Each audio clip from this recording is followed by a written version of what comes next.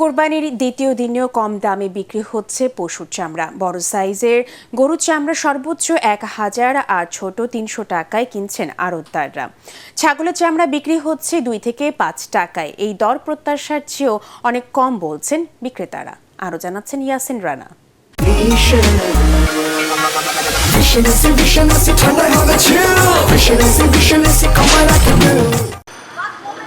রাজধানীর পোস্তায় পশুর চামড়া প্রক্রিয়াজাত করতে ব্যস্ত শ্রমিকরা।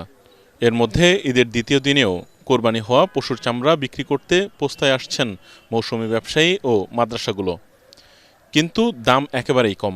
দাম চাইছিলাম ১,২০০, তারা ১,০০০ টাকা বড়টা দিবে, আর ছোটটা ৫০০ টাকা করে পার পিস।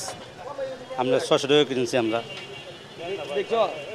আর কিছু আছে ২০০ টাকা করে কিনছি। চামড়া কোনো দাম নাই ওইরকম, ওরা বলতে ৪০০।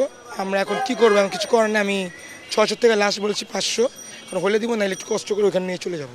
রাত্রে প্রায় ১২টা ১টার দিকে আবার ১০০ চামড়ার মতন আনছি, তাদের দিয়েছে মাত্র ২০০ টাকা। আমরা আড়তদাররা বলছেন দ্বিতীয় দিন বড় গরু কোরবানি হয়, তাই দাম কিছুটা বেশি দিচ্ছেন তারা। আজকে মাল মনে করেন কালকে ১৫০ টাকা বেশি, যেহেতু চামড়াটা বড় হয়, ঈদের পরের দিকে আমদানিটা কম হয়, আমরা এই চামড়াটা ঈদের দিনের থেকে অল্প দিকে ৩০০ টাকা বেশি কিনি। এদিকে কোরবানির চামড়া ঘিরে মৌসুমি শ্রমিকদের কাজও প্রায় শেষ।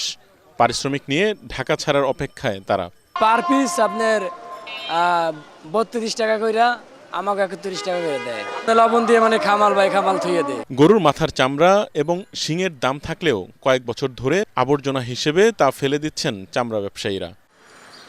ইয়াসিন রানা, এটিএন বাংলা, ঢাকা।